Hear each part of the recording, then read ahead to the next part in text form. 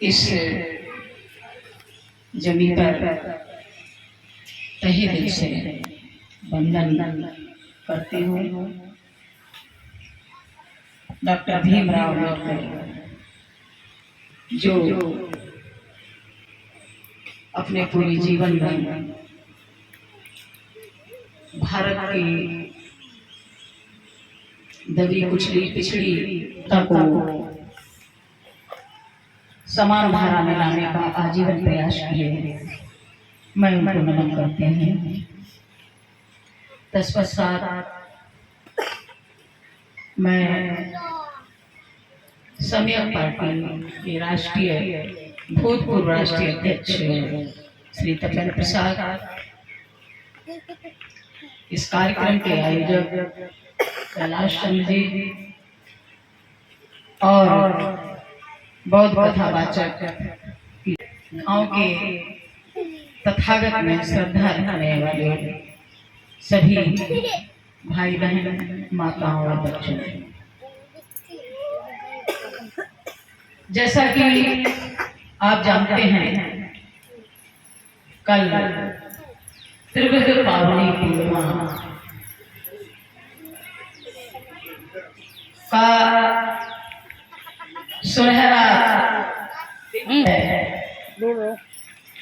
और पूरे विश्व में यह त्रिविध पावनी पूर्णिमा का बड़े ही उल्लास के साथ, धूमधाम के साथ एक बहुत भारी पर्व के रूप में मनाया जाता है। कई देशों में जो भगवान बुद्ध के पूरा देश उपासक है, जैसे जापान है, श्रीलंका है, वहां 1 महीने से अनवरत इस त्रिविध पावनी पूर्णिमा की तैयारियां,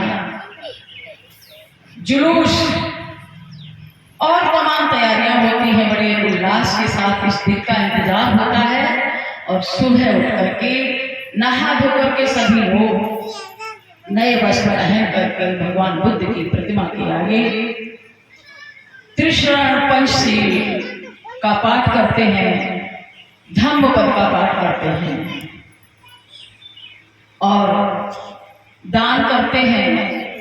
भिक्षुओं को बिहार में जाकर भोजन दान देते हैं, जनता को खीर दान देते हैं और सभी उपासक उपासिकाएं बिहार में जाकर के भगवान बुद्ध को नमन करती हैं, उपोषण धारण करती हैं और भगवान बुद्ध का ये जो प्राकृतिक धम्म है, इसके उपदेश का जो भिक्षु लोग वाचन करते हैं वो सुनती हैं, क्योंकि भगवान बुद्ध का धम्म बड़ा है, कल्याणकारी है।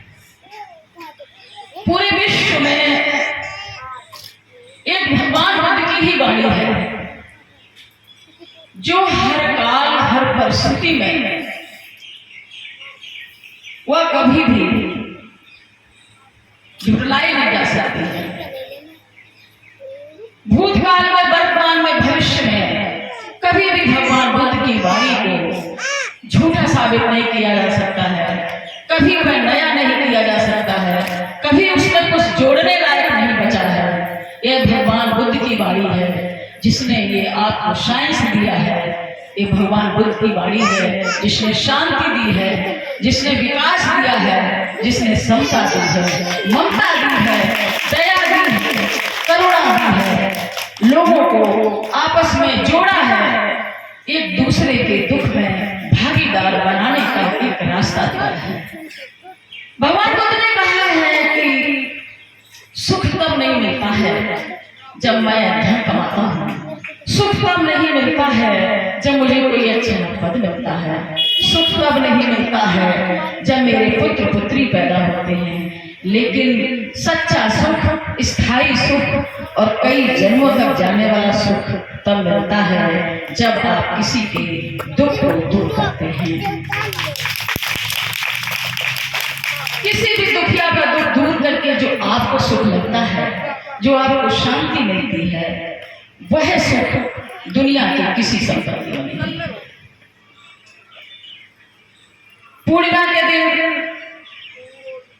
उपासक उपासिकाएं उपोषण व्रत धारण करते हैं। उपोषण क्यों धारण किया जाता है? एक बार भगवान बुद्ध के समय एक भिक्षु ने पूछा कि भगवान, उपोषण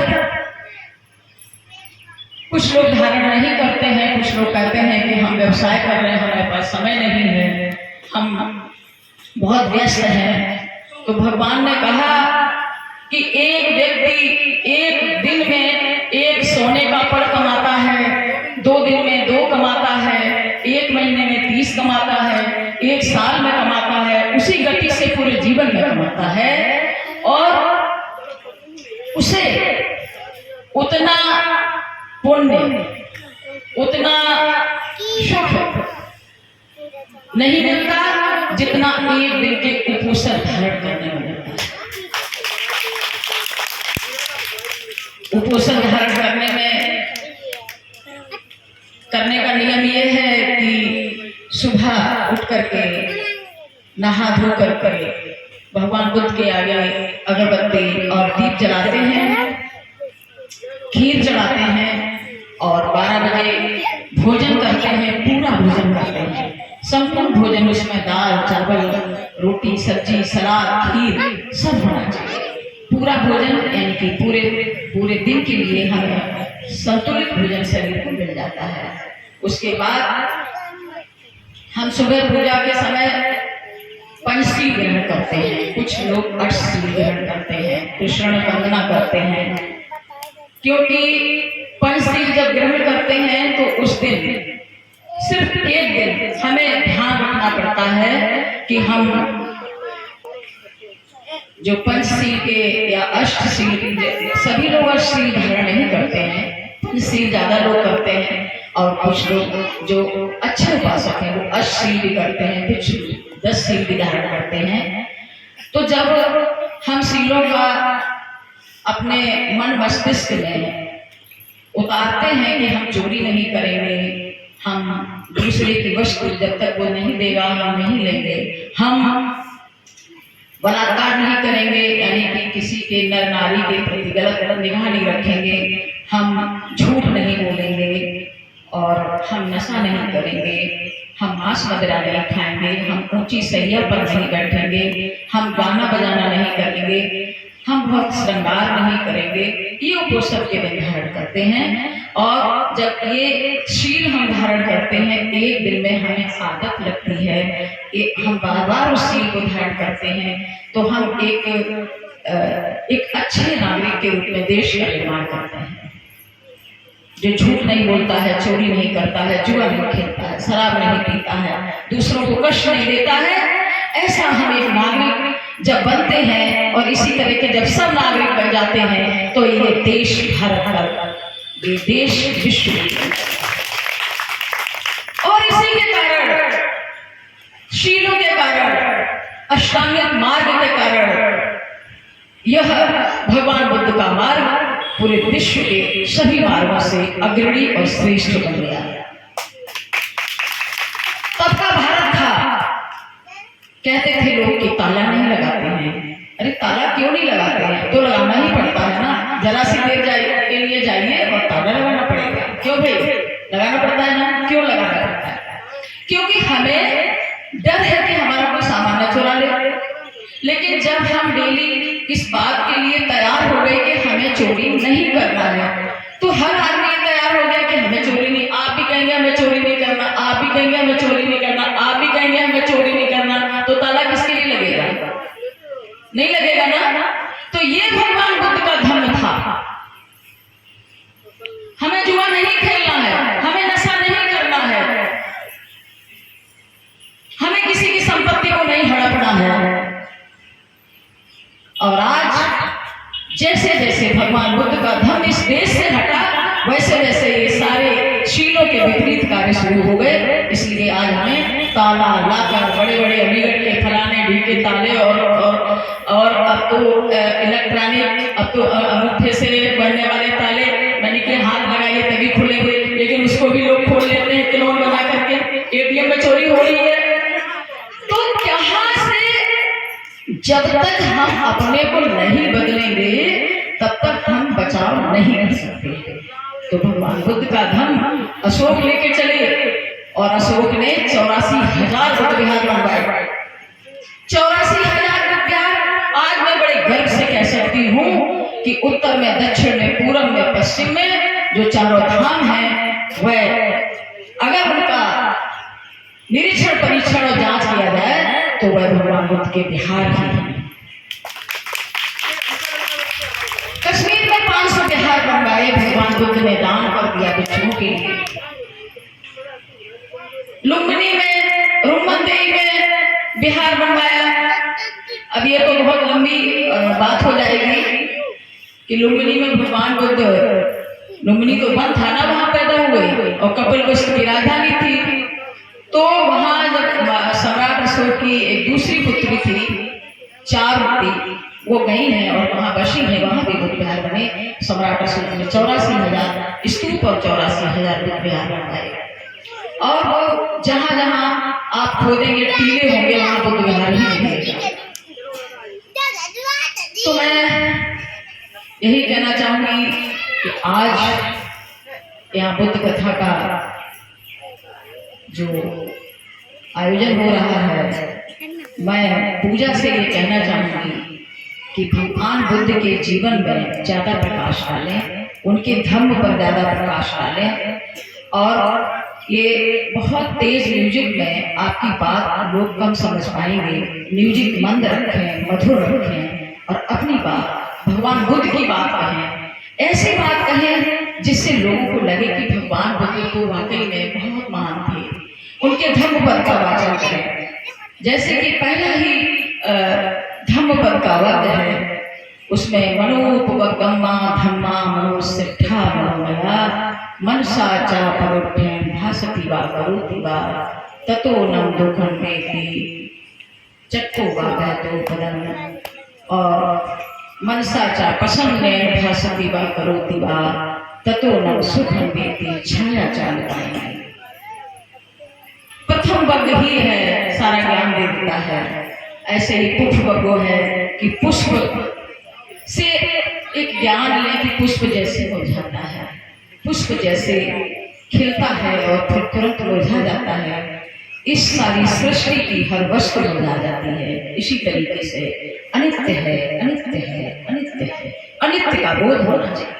और जब हमें अनित्य का बोध होता है तब हमें बहुत ज्यादा किसी से मोह और लालच और लोभ नहीं होता है।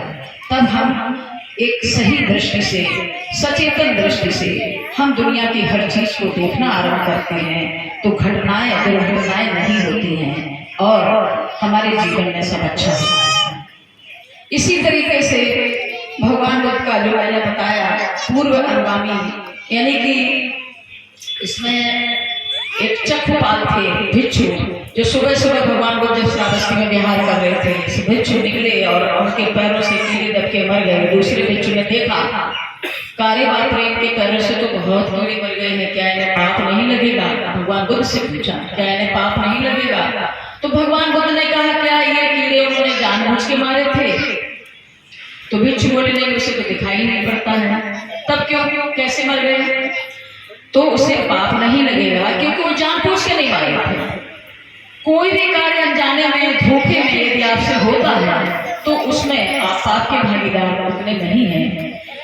लेकिन अगर आप जानबूझ के कोई विचार भी बुरा मन में लाते हैं तो आप पाप कर रहे हैं, क्योंकि विचार आता है तभी कार्य होता है। तो चक्रपाल ने जब ऐसा, चक्रपाल की बात भगवान बुद्ध के पास गई तो भगवान बुद्ध ने कहा कि नहीं नहीं, उसे जानबूझ के नहीं मारे हैं, इसलिए पाप नहीं लगेगा। तो भिक्षु बोले कि फिर ये अरहत हो गए और अंधे क्यों हो गए? अरहत होने पे भी अंधे क्यों हो गए? तो भगवान बुद्ध ने कहा, पूर्व जन्म में एक वैद्य थे, पूर्व जन्म में एक वैद्य थे और इनके उपचार की प्रशंसा दूर दूर तक थी कि बहुत अच्छे वैद्य हैं, बहुत अच्छी दवा देते हैं। एक महिला थी जो आंख से अंधी हो गई थी और उसके पति की मृत्यु हो गई थी। छोटे बालक भी थे और बड़े बच्चे भी थे। तो वो आई वैद्य जी के पास, इनके पास कहने लगी कि ऐसा है, हमें दवा दे दो, मेरे पास तो कोई पैसा नहीं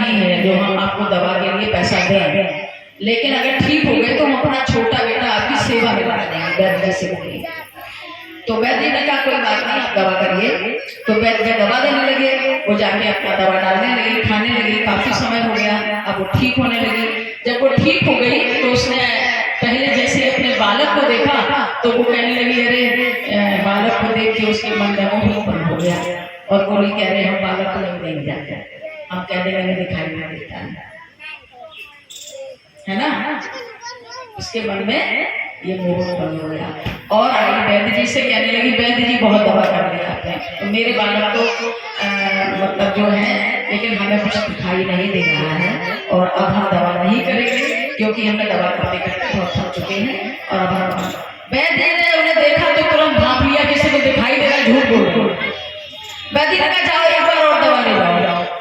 वैद्य ने फिर दवा दे दी और जाके जैसे उसने दवा डाली वो फिर से अंधी हो गई, फिर से अंधी हो गई। तो उस जन्म का ये जो उनका पाप था, ये कई जन्मों बाद इस जन्म में परपट हुआ।